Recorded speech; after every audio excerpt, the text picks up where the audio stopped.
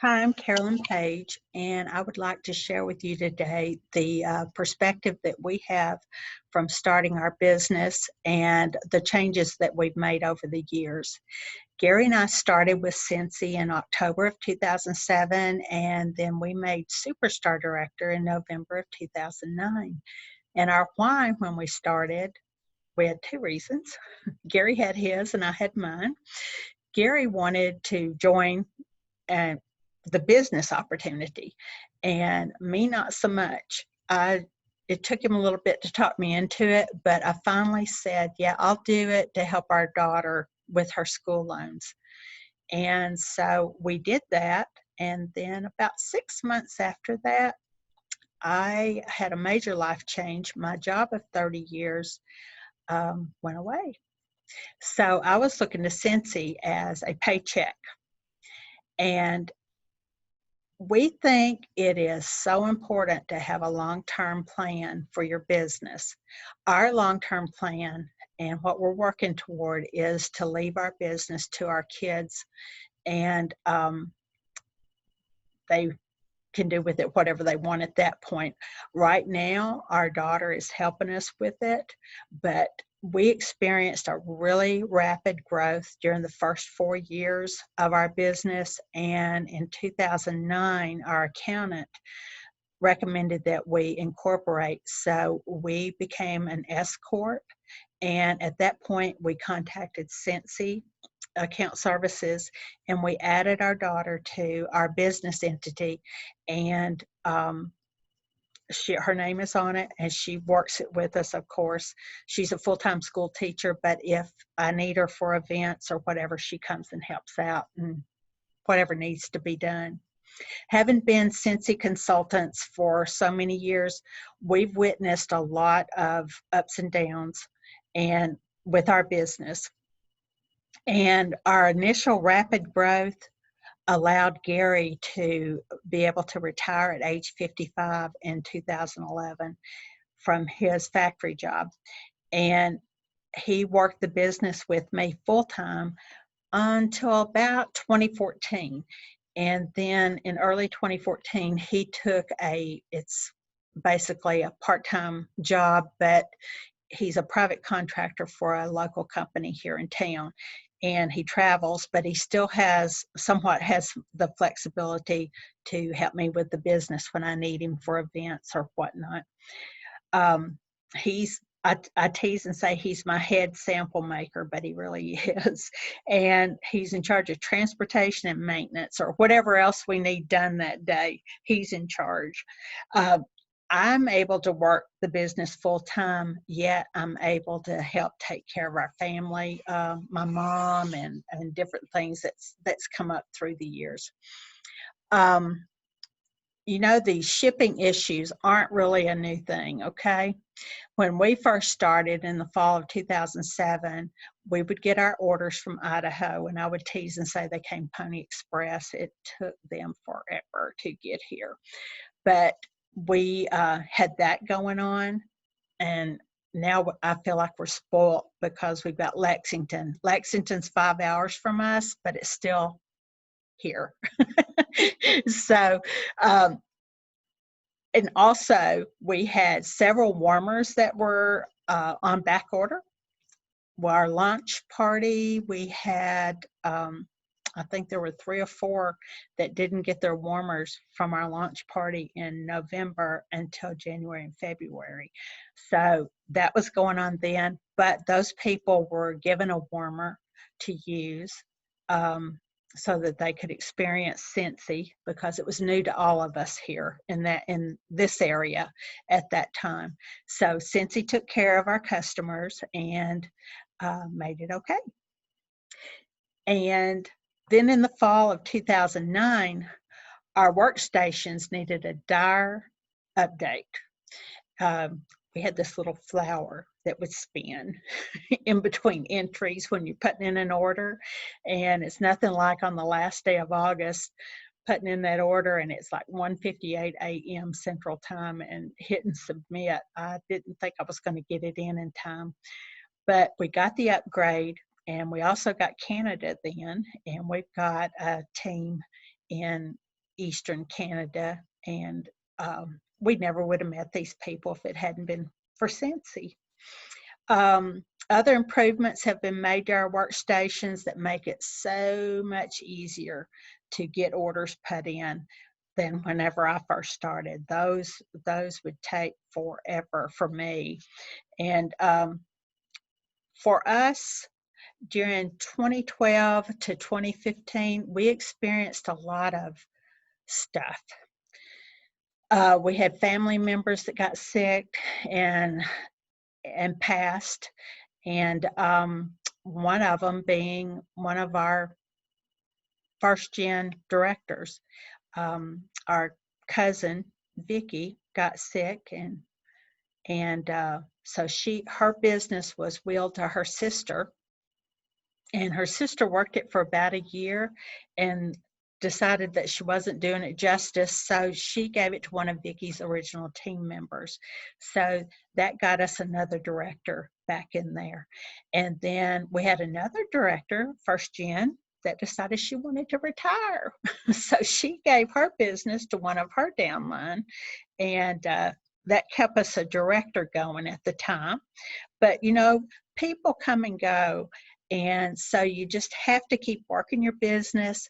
And we are constantly looking for new recruits, constantly inviting old consultants to come back and work with us. Old, I'm saying former consultants come back and work with us. And that we had other directors and team members that for whatever reason they decided not to do Scentsy anymore. So you've got this fluctuation going on that you need to be working all the time and keep your nose to the grindstone, right? And these occurrences are good examples of how you just continuously need to be working your business. Also during early 2015, that's when we had the port strikes. The dock workers were on strike, and so all that shipping, all those containers were sitting there at the docks and out in the ocean. And Orville and Heidi stepped up and made sure that our product got to us, and we were able to take care of our customers and keep our income. Fast forward to now, and we've always done events, Gary and I have. We've done large and small, and those have been canceled this year. I fussed because we had 3 in February, and now I'm thankful that I had those 3. And but we've always had a diverse business, and so we've always done tote parties and home parties and fundraisers and you name it. And just people calling and placing orders. And so we've had all of that so that we've got relationships with our customers, with people not just locally but throughout the U.S., and they'll contact us because they know that we've been with it this long. We take care of our customers, and we just have those relationships built. And we've had record sales personally and team and group-wise the past 2 to 3 months. And I think that's a big blessing, but it also goes to show that consistency and keeping in touch with your customers. They know who's going to take care of them. They're going to come back. We've had to forego our local monthly routes that we do with the scent and warmer of the month. Every month when we get that kit in, Gary makes the samples, and then he or I or both of us go and take the flyers and the samples and hit our customers around here. And we've got 2 routes that we run. And so I've had to adjust that and do more like porch drop-offs or mailing those samples or texting a lot. I did that with the Bring Back My Bar. I just texted a lot of customers the list and showed them that and got orders that way. And we've stepped up our thank you notes to our online customers because we've got a whole lot more online customers during this time. So we've done that too. So that's some different ways that we've changed our business to conform with what's going on around us. And that is what our team and our group sees us doing. We try not to play into any of the negative about the lack of product or the delays in shipping. It's or what's perceived as being too expensive by consultants. And so what if we're out of product? What else is there to sell? Recently, I looked and all the pods were on back order. So I was like, oh, so I've been using the dish soap and really, really like it. And so I thought, I'm going to take a picture of a bottle of dish soap up on the sink. And I had the kitchen sink, I had dishwater in it and the suds, and I got a picture of that and I posted it on Facebook and on Instagram. And my post said, you know how I love the counter clean. I love the counter clean. And I said, well, our dish soap is my new love. And before I went to bed that night, I had orders already for the dish soap. So just find a different product that'll work, that you like, that you know that your customers will like, and just get it out there in front of them so they can see that. And when we started selling diffusers, my first thought was, oh, we won't sell those because they're just too expensive. And so I took our diffuser to our first show after convention and set it up. And one of our very frugal customers came around and she was like, about the time the Evolve turned purple, she goes, oh, Carolyn, I've got to have that. And I was like, Patty, it cost $130. And yes, I did say that to her. And she was like, I don't care. I was like, she doesn't care. She doesn't care. All right. So we boxed that booger up and bagged it up and sent her on her way. And I have since then sold, we sell all kinds of diffusers at our shows. If people can see them, they're going to buy it. But I immediately that day got on the Facebook page for our team and told them, okay, I had reservations about these diffusers, but people that know diffusers and oils, they're not going to blink. If they know this stuff, they're going to buy it because they think they're pretty and they can use their oils with it.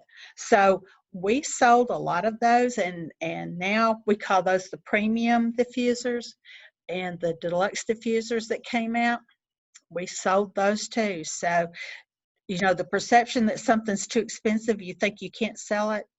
No, you let the customer decide what they want to do, right? And as far as adapting to the current business environment, we just really don't play into the deal of the sellouts and the slow shipping. We leave expectations. Everybody's having a little bit of a hard time right now. And with all the things that, we have to conform to, this is what's happening. And we just don't make a big deal out of it. And we set that expectation and move on. And I think that's worked well for our team and our group. What has kept me focused and motivated through all the years is a strong desire to succeed. I do not want to fail. And the other one, truthfully, is money. So we work our business every day with our customers and with our team and with our group, and I keep up with the bookkeeping.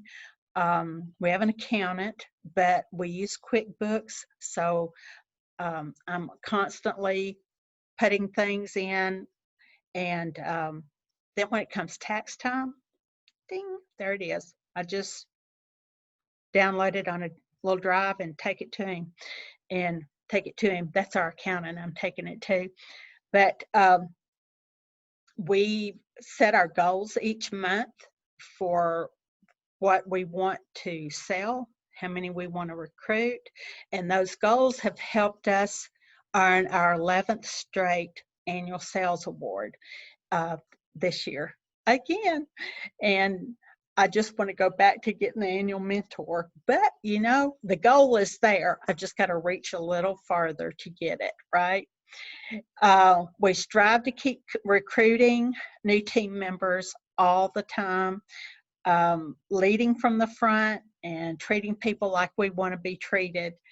Um, if you're not consistently working your business, then you're not setting that example for your customers to see. You know, they think, I know when they think Carolyn Page, they think Scentsy because that's all they see with me. But oh well. We try to instill in our team members to know that we're here for them, that we're their biggest cheerleader, and they know if they need something and they can't get it done themselves, if they'll reach out to us and we'll see if we can get a solution done for them. I've told them to, reach out to consultant support. If you don't get a positive outcome, let me know and we'll see if we can get a different answer. That might be the answer, but lots of times it's not. So the one that we want to win is the customer, okay? So we just go that extra mile for our team and our group and try to make sure that the customers are taken care of. And like I said earlier about consistency, that's what we preach to our team and our group. Stick to itness, okay? The best advice we can give to any consultant is to show up and work your business. Let your customers know that you're there for them and make those samples, get them under their noses, get any new product brochures out to them, let them know about that, and do special things for your customers. Our customers get a loyalty card and we do the frequent buyer bar. And some of them I remind them.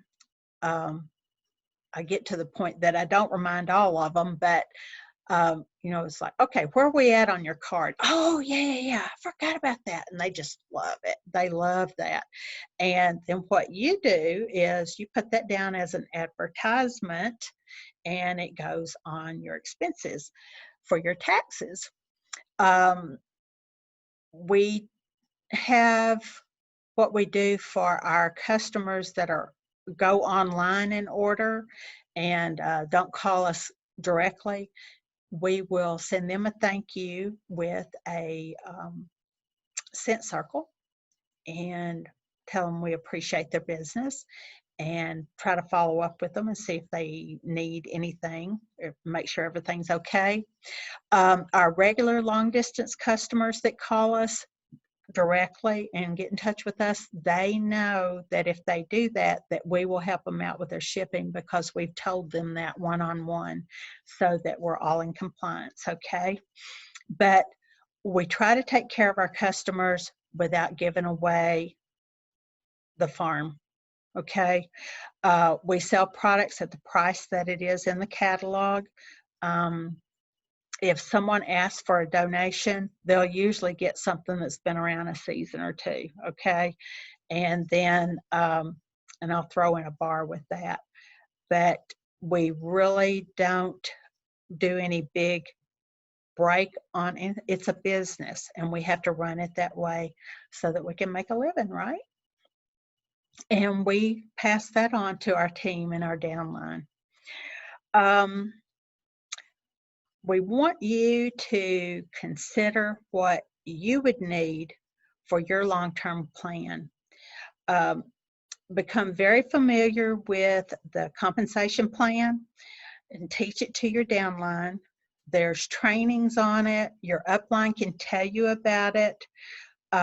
Before hitting SSD, we were only not paid at title one time, and it didn't take me long to figure that out. And it was actually, I think it was in January after we joined in October. And I was like, dag nabbit, we missed it by like $30. And I was like, that won't happen again. I figured out that compensation plan from then forward. And that's what you need to do, is have that ingrained and then help your team with that so that they can advance, okay? The biggest piece of advice that we can give you with this business is, if you are really doing well with it, to be smart with your money. Don't spend money that you don't have. We tell all of our new people that. Don't visit that Scentsy store until you've made some money, okay? And then do, what we did the first 2 years that we were in business, we put everything back into the business. And we bought tables and tablecloths and drapes and you name it, and product, so that we would have it for events. But we were putting it back into the business. And then when I did quit my full-time job to do Scentsy, I wanted a different car, because I had a Durango that was 16 miles to the gallon, and I was planning on hitting the road. And so I got a RAV4, and then I was like, how am I going to pay my car loan? Because I don't have a job. And I was like, duh, I do have a job. And so Scentsy paid for it. But that's when we started paying ourselves too, because we just never had to do that before. So we reinvested our commissions back into our business, and that's what we recommend that you do. Pay off your debt, keep working your business, and then any extra money you have, start stashing it back for retirement, okay? The more you got, the earlier you can retire, right? So figure out what is going to work best for you and your business, and make you an action plan.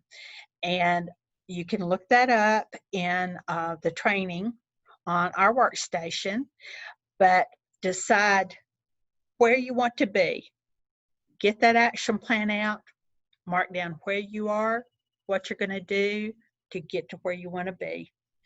And we do that at the beginning of every year. I write down my action plan, and we haven't quite reached the main goal of it. And my plan has changed over the years, but we've made great strides in rebuilding our business. And each month's commission is better than that month last year, year over year. And as long as we're doing that, when I look back at what our commissions were, we are getting where I want to be. That and recruiting. Recruit wide, and so that you can promote directors. That's what I'm doing, so we can promote directors. And I have decided that, hey, if my check is not what I want it to be, because we don't have all of the little blue people where they need to be, I can make up for that in sales. So I'm going to work it really hard, but I'm going to keep recruiting, and I'm going to flip those parties for anybody that wants to join us. If they've got an order that would be going in for me, but they decide they want to join, yes, we'll give it to them and let them do that. But these are things that I'm working through every day, and I know that we all are, okay? I make my monthly goals. You need to make monthly goals. I write mine down. We've got little graphics on different leadership pages. I'll download those, and then I'll write my goal in that, and I tape it on my bathroom mirror, and I look at that several times a day, and I hold myself accountable for that, because that's where I want to be. I want to stay focused and stay focused on my business and take care of our customers and be there for our team and our group. And I hope that you have heard something in this jabbering that I've been doing that will help you with your business and help you succeed in your Scentsy journey. And thank you so much.